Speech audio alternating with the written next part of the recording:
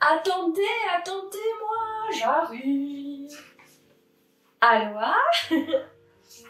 Bienvenue sur la chaîne YouTube du portail de l'auto-édition. Qu'est-ce qui va se passer aujourd'hui? Déjà, je mange ma crêpe. Je vous envoie le générique et je vous explique après. C'est parti.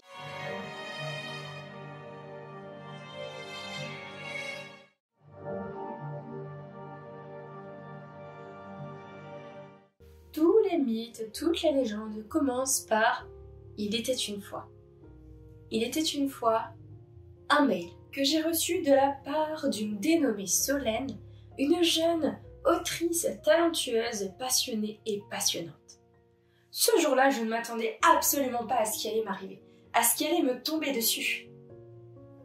Lorsque j'ouvris ma boîte mail, j'eus le plaisir et l'honneur de découvrir les Auto-Éditions Awards. Ici, parmi deux autres jurés absolument adorables et tout aussi passionnantes que l'organisatrice de tout cet événement, nous allons mettre en avant le plus de livres auto-édités possible à travers 3 catégories de ce concours. Qu'est-ce que c'est que cette catégorie? Vous connaissez ma passion pour l'auto-édition, alors forcément quand Solène m'a envoyé ce mail, je ne pouvais qu'accepter. L'auto-édition, qu'est-ce que c'est? Non, on va pas commencer par revoir les bases. Si vous êtes ici, c'est que vous savez. Ok mes petits sucres? Je range ça et je vous explique juste après. Ce concours, vous l'aurez compris, se déroulera sur 3 mois à partir de ce mois-ci. Tous les 15 de chaque mois, donc le 15 novembre, le 15 décembre et le 15 janvier, vous aurez droit à une vidéo sur chaque chaîne YouTube. 3 chaînes YouTube, 3 vidéos. Le but de ce concours est de vous présenter le maximum de livres auto-édités afin de faire péter votre pile à lire. Oui, aujourd'hui, nous inaugurons donc avec la catégorie Aphrodite. Qu'est-ce que c'est que la catégorie Aphrodite? Vous connaissez Aphrodite ou pas encore? Aphrodite, c'est l'amour, c'est la passion, la beauté, etc. Mais bref, vous voyez l'idée. Alors, bien entendu, comme dans tout concours, il y a un super prix à remporter à la fin, mais je ne vous en dirai pas plus. Vous découvrirez ça lors de la dernière vidéo, c'est-à-dire le 15 janvier 2022. Tous les participants vont être jugés, vont être notés dans 3 catégories différentes. La catégorie Aphrodite, qui est celle d'aujourd'hui, la catégorie Athéna, qui est celle du mois prochain, et la catégorie Zeus, qui est la toute dernière. Aphrodite, c'est donner une note sur une couverture. Athéna, c'est donner une note sur le résumé qui nous captive le plus. Et Zeus, c'est donner une note sur le meilleur roman. C'est-à-dire que pour les 2 premières catégories, nous faisons une notation sur une apparence, sur un ressenti.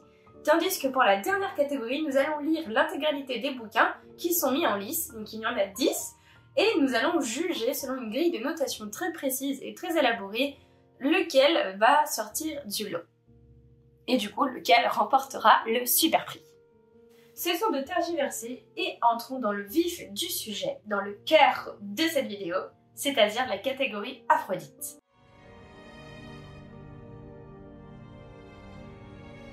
Nous avons 13 participants, c'est-à-dire 13 couvertures à noter. Je les ai découvertes, je les ai étudiées, je les ai sévèrement regardées, et évidemment, je leur ai donné une notation. Aujourd'hui, je vais vous révéler quelles sont mes notes selon chaque couverture. Mais selon quoi j'ai noté? Les critères sont les suivants. Premier critère de 1 à 3 points, selon si la couverture me ferait me retourner sur elle si je la croisais dans une librairie ou un événement. Deuxième critère de 1 à 2 points, la lisibilité de la couverture. Les couleurs, l'agencement, le titre, bref, d'un point de vue global, comment je ressens la couverture. Troisième critère, de 1 à 3 points, la cohérence avec le résumé. Et le dernier critère, de 1 à 2 points, s'il s'agit d'un coup de cœur. Est-ce que vous êtes prêts à passer à la notation des 13 couvertures d'aujourd'hui? Alors, c'est parti. Pour cette couverture d'un roman de Jennifer Doudna, d'un livre intitulé Par-delà les ténèbres, tome 1 à la lumière de Célène, voici mon avis. Est-ce que je me retournerai sur ce livre en librairie? Oui, 100 fois oui. Parce que j'adore la composition, j'adore les couleurs, j'adore le graphisme, j'adore l'illustration. Je suis trop fan, donc c'est directement 3 points. En termes de lisibilité, est-ce que c'est clair? Pour moi, complètement. Tout est très bien centré, symétrique, en même temps pas trop, les couleurs sont justement dosées, il y a beaucoup de sombre, un tout petit peu de lumière. Ça fait un bel écho avec le titre. Pour moi, c'est complètement validé, c'est 2 points. Est-ce que cette couverture est-elle cohérente avec le résumé? complètement. Si vous avez eu le temps, vous aussi, de lire le résumé, on parle d'ombre, on parle de pouvoir, d'émotions tumultueuses, on parle de malédiction. Bref, pas des choses hyper joyeuses, et je trouve que ça se retranscrit bien dans la couverture par rapport aux couleurs assez sombres, en même temps pas trop. On voit ces espèces de racines qui tirent les cheveux de la protagoniste, alors on se dit qu'elle sera tiraillée tout au long de son histoire, tout au long de son aventure. Bref, pour moi c'est complètement validé, donc c'est 3 points en plus. Et est-ce un coup de cœur? Franchement, c'est même pas fait exprès, mais pour cette première couverture, oui! Donc, cette couverture, la couverture de Par-delà les ténèbres de Jennifer, remporte une notation de 10 sur 10. Passons maintenant à la suivante. Voici la deuxième couverture d'un roman intitulé Chasseuse de l'ombre et écrit par Eline Vedebe. Première question étant, est-ce que je me retournerai dessus dans une librairie? Alors, plutôt oui. Pas totalement, parce que voilà, l'image est assez réaliste, enfin voilà, la femme que l'on voit, c'est presque une photo, et moi j'ai besoin de rêver, d'imaginer, de voir des choses qui sortent un peu de l'ordinaire. Mais ceci dit, les couleurs sont sympathiques, la paire d'ailes d'ange est assez mystérieuse, intrigante, donc je mettrai 2 points. Est-ce que la lisibilité de la couverture est respectée? Je dirais plutôt que oui, parce qu'en fait voilà, nous avons le titre qui est bien en avant, nous avons un personnage central, le nom de l'auteur tout en bas, les couleurs sont plutôt au top. La composition de l'image est vraiment sympa, enfin je la trouve inspirante, claire, pourquoi pas. Alors je mettrai 2. Est-ce cohérent par rapport au résumé? Quand nous lisons le résumé, quand nous découvrons le pitch de ce roman, qu'est-ce qu'on apprend? On apprend qu'il y a une histoire d'amour, qu'il y a une histoire de créatures surnaturelles, de vampires, bref. Ça nous promet pas mal de choses, pas mal d'aventures et de mésaventures. Alors, je trouve que cette couverture est pas trop mal, elle est assez romantique, assez poétique. Ce qui est assez étonnant, c'est que le titre est assez sombre, enfin voilà, chasseuse quand même de l'ombre, donc enfin, quelqu'un qui tue dans l'ombre, c'est assez profond, assez obscur, mais tout le reste de la couverture et tout le résumé, voilà, semble vibrer d'une romance à la fois claire et à la fois obscure, si je puis dire, donc je trouve qu'elle est plutôt bien par rapport au résumé. Je lui mets 3 points. Et est-ce que c'est un coup de cœur? Pas vraiment. Enfin voilà, moi ce n'est pas tout à fait le genre de livre qui me donnerait envie d'aller davantage, d'aller plus loin dans le roman. Mais voilà, donc pas de coup de cœur pour moi sur ce bouquin. Roman suivant. Sur la couverture suivante, qui est Il suffira d'un peu de poussière d'étoiles de Estilleur, excuse-moi, je ne prononce pas très bien ton pseudo, je suis désolée. Qu'est-ce qu'on a? Est-ce que ça me ferait me retourner en librairie ou en événement, en salon, etc.? Pas vraiment, parce que moi je trouve que cette couverture est surchargée dans tous les sens. Il y a beaucoup de choses un peu partout. Je ne suis pas très fan de cet effet un peu lumineux sur la police, même si je vois exactement l'intention qu'il y avait derrière, puisqu'on parle de poussière d'étoiles, donc cette étoile qui scintille, etc. Là, je sais pas, ça ne me convainc pas. Je trouve que il y a vraiment plus aucune place sur cette image, tout est tout aggloméré partout. C'est étouffant un peu, donc je mettrai 1 point. Et justement, en parlant de la couverture en termes de lisibilité, là, j'ai un peu de mal parce que la police, le titre est très grand, il prend de la place, il est très clair, il est très lumineux, hein, on le voit bien, ça y a pas de souci. Mais voilà, tout est trop chargé, trop surchargé, c'est too much, donc je ne mettrai pas les points maximum. Je mettrai qu'1 point là aussi. Est-ce cohérent par rapport au résumé? Alors quand on lit le résumé, il semble y avoir une espèce de romance entre 2 personnages, entre Bennett King et Adrian Lewis.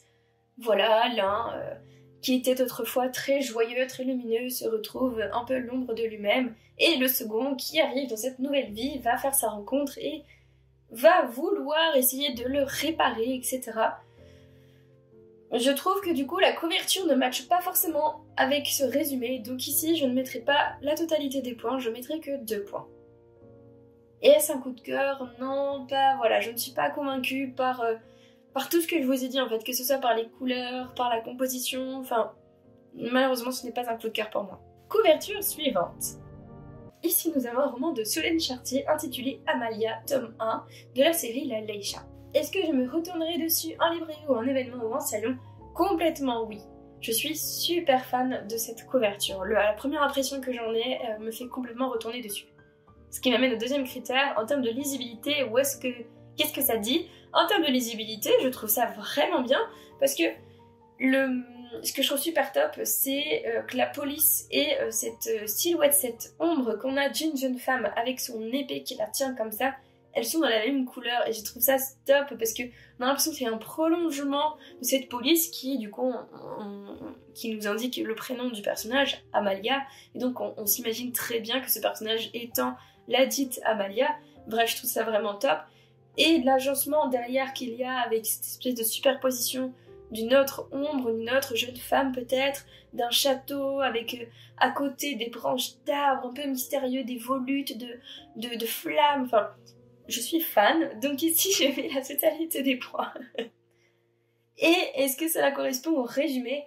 Quand on découvre le résumé, certes très court mais pour moi très percutant, on nous parle de princesse, de royaume, de maladie, de remplaçante, de doublure, ça promet beaucoup de choses, ça promet de l'épique, ça promet de la fantaisie.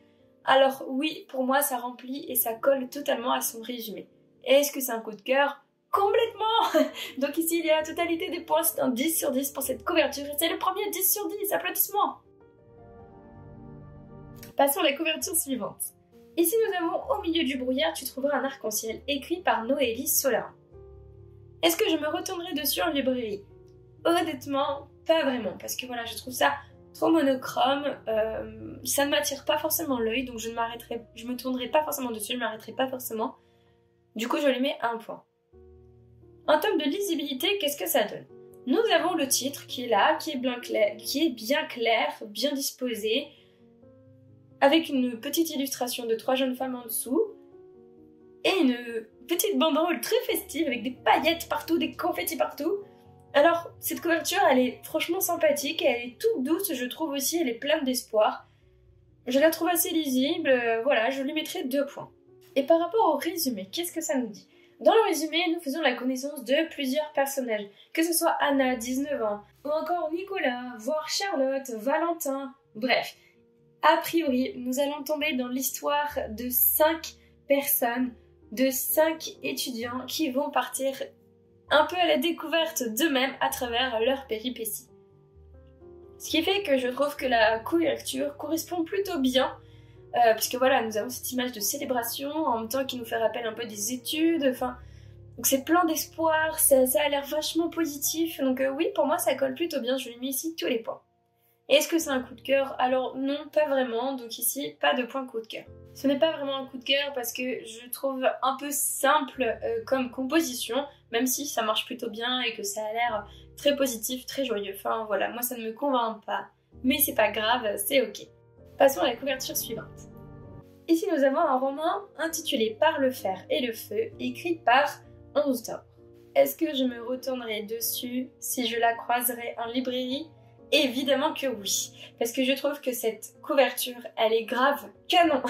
Je suis super fan autant de la composition avec le titre qui est un peu mis en décalé. Déjà, je trouve ça original parce que ça change d'un titre au milieu, bien droit, bien centré.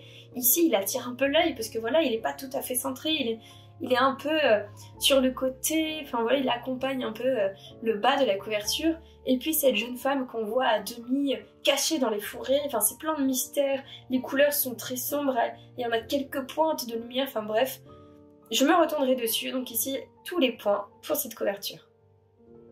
En termes de lisibilité, je la trouve vachement bien parce que le titre est assez gros sans prendre trop de place sur le reste. Enfin voilà, même s'il est assez imposant parce que la couverture, la police du titre est très large, les lettres sont très grosses, que ce soit le fer et le feu, donc voilà, on sent qu'il y aura une espèce de combat entre un homme et une démone, peut-être comme dit le résumé. Là, je vais un peu sur le critère d'après, mais vous avez l'idée.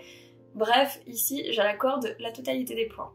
Et donc, sur le résumé, je parlais d'un homme, d'une démone, d'un combat, de qui va triompher, nous sommes au cœur d'un Moyen-Âge, bref, il va y avoir des coups bas, des mensonges, des combats, ça va être épique, ça va être plein de créatures, de succubes, d'esprits malins, ça nous promet beaucoup de choses. Le titre est très percutant et je trouve que les résumés l'est tout autant, donc pour moi ça remplit carrément ce critère. J'accorde tous les points ici. Et est-ce que c'est un coup de cœur? Oui, 100 fois oui, pour moi c'est un coup de cœur parce que je trouve que la couverture est vraiment frappante et le résumé promet beaucoup de choses, par rapport à la couverture. La couverture est vraiment bien adaptée en termes de composition, de couleurs. Voilà, il y a beaucoup de jeux d'ombre, de lumière, bref, pour moi c'est oui. Donc voilà, le deuxième 10 sur 10, applaudissements! Passons à la couverture suivante. Voici un livre intitulé Abondance, écrit par T.J. Bloodwen. Est-ce que je me retournerai dessus en librairie? Probablement que oui. Alors peut-être pas très franchement, parce que voilà, il y a ce côté réaliste, avec une personne très réelle sur la couverture, mais ce qui me ferait me retourner, en fait, c'est toute la couleur qu'il y a autour, tout ce bleu qui fait très nuageux, avec tout le bas en dessous du titre, au niveau du tome 1, la planète de la chance, etc. Oui, du coup, je me retournerai, disons, à demi, donc je vais mettre 2 points sur 3 ici. En termes de lisibilité, qu'est-ce que ça donne? Pour moi, les couleurs sont vraiment top, sont bien choisies, sont intenses. Il y a une espèce d'halo sur la personne qui est au centre de cette couverture. Le titre est joli, je trouve que la police est vraiment chouette et bien choisie. Donc ici, je mets la totalité des points. Par rapport au résumé, qu'est-ce que ça nous donne? Est-ce que c'est adapté, pas adapté? Alors le résumé nous parle beaucoup de malchance, de chance, nous parle d'un garçon qui se retrouve propulsé dans un monde où la chance est un peu la principale ressource. Il se trouve pris d'amitié pour une princesse. Bref, quand on regarde la couverture, on a ce côté princesse, ce côté elle est un peu l'élément central, l'abondance, qui est le titre même du roman, intégré dans cette couverture, fait écho à cette chance. Le sous-titre du tome 1 fait écho carrément à la planète de la chance, donc pour moi c'est validé, c'est les 2 points. Et est-ce un coup de cœur? C'est un petit coup de cœur quand même si voilà il y a ce côté très réaliste, mais bon, en fait ce qui me plaît vraiment beaucoup c'est cette couleur bleue, je la trouve vraiment super jolie, très envoûtante, ça fait très magie, ça fait très féerie, donc c'est un demi coup de cœur, donc ici je vais accorder 1 point en plus. Passons au livre suivant. La prophétie des Lucioles, écrit par Sam Clément. Est-ce que je me retournerai dessus en librairie? Non, pas vraiment, parce que au vu du dessin, des couleurs, voilà, de la patte graphique, c'est pas quelque chose qui va foncièrement me captiver au premier regard. Je sais pas, je trouverais ça plus pour ado, moi je suis un peu plus âgée qu'un adolescent, donc je vais avoir du mal à me sentir happée en fait par l'aspect général. Donc ici je mettrai 1 point.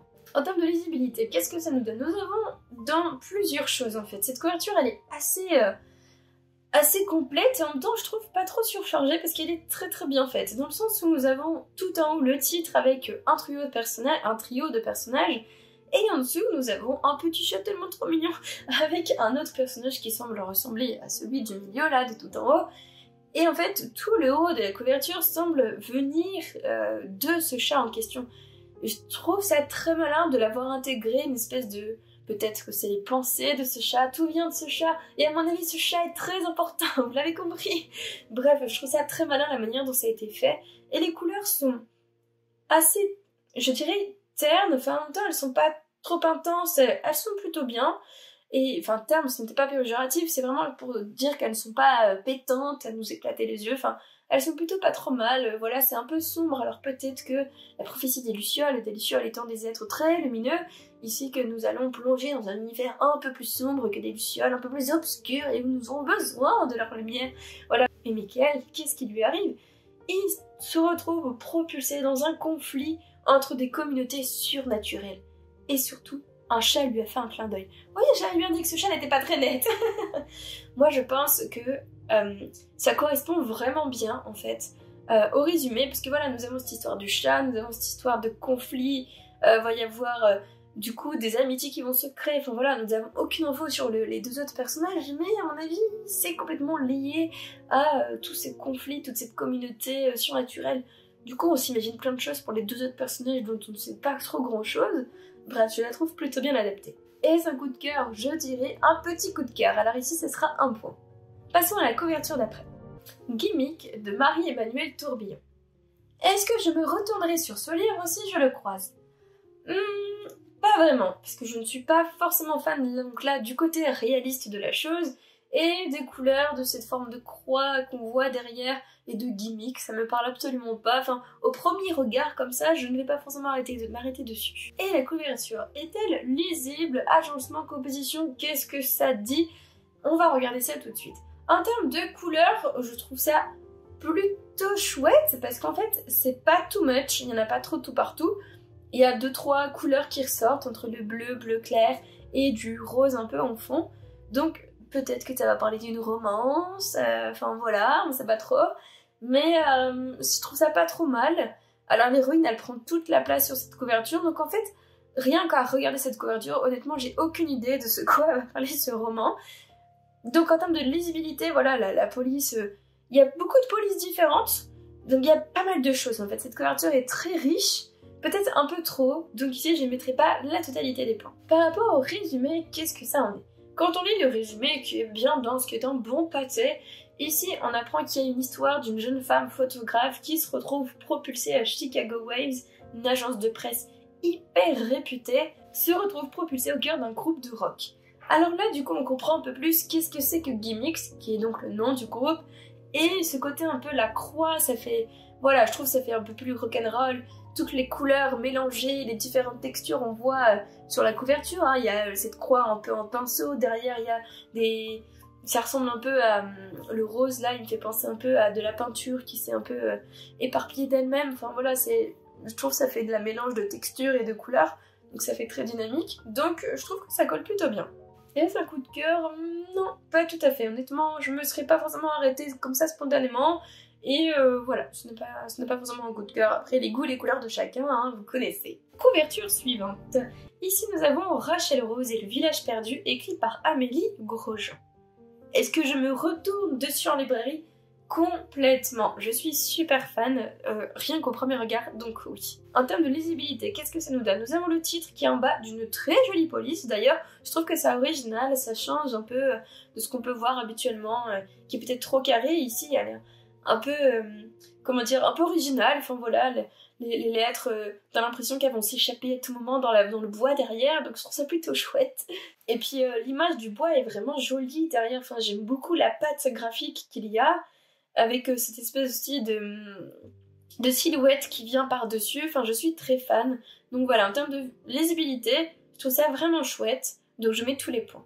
Est-ce que ça correspond bien au résumé? Quand on lit le résumé, on a cette histoire de Rachel qui débarque au Canada pour un voyage, voilà, qu'elle a mérité suite à l'obtention de son bac, mais tout ne va pas se passer de manière très simple et très paisiblement, évidemment, hein, sinon il n'y aurait pas de roman, on est d'accord. Il y a toute une espèce d'enquête qui va tomber, elle va suivre des indices mystérieux et plonger au cœur d'une forêt. Donc je trouve que ça correspond totalement à ce que le résumé nous dit, parce que là on parle d'une jeune femme qui débarque au milieu d'une forêt, qui débarque qui débarque au milieu d'une forêt. Elle tombe dans les bois suite à son enquête, donc là c'est un peu ça, et puis avec cette espèce d'ombre par-dessus, ça fait très mystérieux, il y a des choses à découvrir ici, donc non, je trouve ça vraiment chouette, vraiment bien fait. Et en termes de coup de cœur, est-ce que c'est un coup de cœur? Alors je dirais que c'est un tout petit coup de cœur, alors ce sera 1 point. Couverture suivante. Paris en bouteille de Margot de Jubécourt. Est-ce que je me retournerai dessus en librairie? Non, pas forcément, je ne suis pas forcément très fan des dessins choisis, non plus de la police, ni des couleurs voilà, qui déterminent cette couverture, donc je ne me retournerai pas vraiment. En termes de lisibilité, qu'est-ce que ça nous donne? Ma foi, c'est assez clair en fait en termes de composition, parce que voilà, nous avons une coupe de champagne, ça fait très festif, au-dessus nous avons un orage, donc on se dit voilà, il va se passer quelque chose d'un peu terrible, menaçant, bruyant, violent, et puis le titre, voilà, la police est très, j'allais dire très sobre, non justement, elle est très douce aussi, enfin on a l'impression, elle fait un peu penser, elle est très ronde, voilà, donc ça fait un peu penser aux bulles des coupes de champagne qu'on voit, donc c'est plutôt bien pensé, donc pour moi, en termes de lisibilité, c'est pas mal. Est-ce que ça correspond bien au résumé? Quand on lit le résumé, on découvre l'histoire de Léonie qui se bat contre un traumatisme assez violent. Alors là, ça nous rappelle l'orage un peu qu'on a vu. Et là, elle nous parle de Paris, de parisienne. Alors du coup, comme le titre nous parlait de Paris en bouteille, qui est une expression du coup pour mettre Paris en bouteille, je trouve que ça colle vraiment très bien. Donc ici, je mets tous les points. Est-ce que c'est un coup de cœur? Non. pas du tout ici, enfin ce n'est pas vraiment mon genre. Pour moi c'est pas assez, comment dire, c'est pas... ça me fait pas assez rêver. Couverture suivante. Ici nous avons Villa Emilia, tome 1, Observation d'Élodie Federbe. Alors, est-ce que je me retourne dessus en librairie? Complètement, parce que je suis super fan de la patte graphique de cette couverture, de cette illustration. J'adore les dessins, comment ils sont réalisés. Je suis vraiment très très fan. Et puis ce petit cadavre qui se cache un peu au fond là, je trouve ça plutôt mignon. Alors c'est glauque mignon, ok? Donc voilà, je suis complètement fan. En termes de lisibilité, qu'est-ce que ça nous donne? Alors ici, tout était presque trop bien. Les couleurs sont chouettes, le dessin sent bien, les personnages sont assez centraux, c'est plutôt bien. Par contre, je trouve qu'il y a trop de... La police là du titre en fait me perturbe. Parce que j'ai presque du mal à savoir si c'est Villa, enfin... Je sais pas trop en fait, mais moi je suis même pas sûre que je faisais lu le titre, donc je sais pas, ça aurait été bien de faire une seule et même police pour l'intégralité du titre, au lieu d'en faire 50 différentes et que c'est graphique, hein, c'est joli, enfin je trouve ça un peu trop dans tous les sens. Du coup voilà. Est-ce que ça correspond bien au résumé? Quand nous lisons le résumé, quand nous découvrons ce petit pitch, on tombe sur une romance qui est à la fois peut-être très romantique, mais aussi très sombre. Enfin voilà, il y a une histoire d'un pacte de sang qui est passé entre deux personnages, et puis d'un tueur en série qui sévit là dangereusement. Ce qui fait que la couverture, pour moi, elle est très parlante par rapport à ça, parce que voilà, la couverture est à la fois très très sombre, voilà, il y a vraiment de l'obscurité un peu partout, il y a la lumière juste sur les deux personnages qui nous sont centraux, alors on se dit tiens, c'est peut-être ces deux-là, qu'est-ce qui se passe? Et puis avec ce petit corps derrière, là, en décomposition presque, je sais pas trop, enfin bref, il revêt un peu de ce côté horrifique qu'on va découvrir à mon avis tout au long de ce roman, donc pour moi ça match super bien. Et est-ce que c'est un coup de cœur? C'est un petit coup de cœur, alors du coup je lui accorde 1 point. Roman suivant. Ici nous avons Les Morts insignifiants de Gaëtan Ballester. Est-ce que je me retournerai dessus en librairie? Alors disons que je me retournerai à demi, parce que même si je ne comprends pas au premier abord quel est le symbole au centre de la couverture, j'aime beaucoup la couleur qui a été choisie, j'aime beaucoup la police, et j'aime beaucoup cette espèce de fissure qui traverse tout le dessin. Donc je me retournerai à moitié. Qu'en est-il de la lisibilité? Je parlais de cette fissure, je trouve qu'elle est plutôt chouette et bien amenée, mais par contre, ce qu'il y a au milieu, au premier regard, j'avais pas compris ce que c'était. Et là, j'ai l'impression que c'est des cochons, des chiens, je le voyais, je suis même pas sûre. Mais en fait, j'aime beaucoup le trait du dessin, parce que voilà, ça fait très encre de plume, encrier, quoi. Et du coup, j'aime bien, ça me fait un peu penser au dessin un peu psychologique, là, qu'on étudie et qu'on vous demande de regarder un papillon qui nous dit « que voyez-vous dans ce dessin-là ?» Enfin voilà, ça me fait penser fortement à ça, et je trouve ça plutôt chouette, parce que enfin, moi, je trouve ça intéressant. Voilà, c'est très intriguant, mais on comprend pas forcément tout ce que c'est au début, donc en termes de lisibilité, je mettrai la moitié des points ici. Est-ce que ça colle au résumé? Nous allons voir ça tout de suite. Dans le résumé, nous parlons de Paris qui est une capitale monstrueuse. Ça c'est vrai. Mais en fait, on parle surtout aussi de prostitution, d'ambition, de richesse, de passé sombre, etc. Bref, ça promet d'être un roman particulièrement intense en termes d'émotions et de choses relatées. Alors, ça colle pas tout à fait, je trouve, avec le dessin qui est au centre, mais le titre, je trouve qu'il est plutôt parlant, donc pour moi, je mettrai la moitié des points ici. Et est-ce que c'est un coup de cœur? Alors, non, pas vraiment. Et voilà, nous sommes arrivés au bout de cette catégorie Aphrodite qui était de noter la totalité des 13 romans auto-édités présentés aujourd'hui. Sur leur simple couverture, nous sommes d'accord qu'une couverture ne veut pas tout dire de l'histoire, mais puisqu'il ne faut pas se fier à l'apparence. Comme on dit, c'est quoi déjà l'expression? C'est il ne faut pas se fier aux apparences, c'est ça, mais c'est l'habit ne fait pas la moine. Voilà, j'ai cherché l'expression. Et étant donné que l'habit ne fait pas la moine, évidemment que ces notations ne dépendent que de mes goûts personnels et que de mes ressentis, que de mes émotions. Ça ne veut pas pour autant dire que ces couvertures ne sont pas de qualité. Enfin voilà, on voit qu'il y a quand même du travail derrière. Je ne suis pas là pour dénigrer tout ça, au contraire c'est pour vous les présenter et peut-être même vous inciter à craquer. J'espère que ça vous a plu, en tout cas moi ça me fait trop plaisir de revenir un petit peu sur ma chaîne YouTube que je délaisse un petit peu parce que je suis pas mal plus active sur Instagram. Mais je vais essayer d'arranger ça, c'est promis. En tout cas, vous avez au moins 2 vidéos qui vont arriver parce que si vous avez bien écouté, la prochaine vidéo de ce concours qui est pour la catégorie Athéna arrivera le 15 décembre. Et la dernière catégorie de ce concours sera le 15 janvier, qui est la catégorie Zeus. En tout cas, j'espère que ça vous a plu. N'hésitez pas aussi en commentaire à me donner toutes vos ressentis, toutes vos émotions, enfin bref, ce que vous pensez en fait des couvertures que j'ai pu vous montrer. En tout cas, je vous remercie d'avoir regardé cette vidéo. Et n'hésitez pas à aller voir ce que mes collègues jurés pensent elles aussi des mêmes couvertures. Je m'empresse d'aller voir ce qu'elles pensent parce que j'ai très hâte de savoir en fait si nous allons avoir les mêmes avis, les mêmes retours ou en fait pas du tout. Bref, merci encore à vous. Vous pourrez retrouver dans la bio les chaînes YouTube de mes 2 autres partenaires de ce jury et de prestige évidemment. Et je mettrai également un lien vers chaque auteur et chaque autrice qui ont été présentés dans cette toute première vidéo. Donc n'hésitez pas, si une couverture vous a tapé dans l'œil, à aller voir un peu ce que propose cet auteur ou cette autrice. Je vous fais plein de poutous et moi je vous laisse parce que ma crêpe m'appelle. Salut!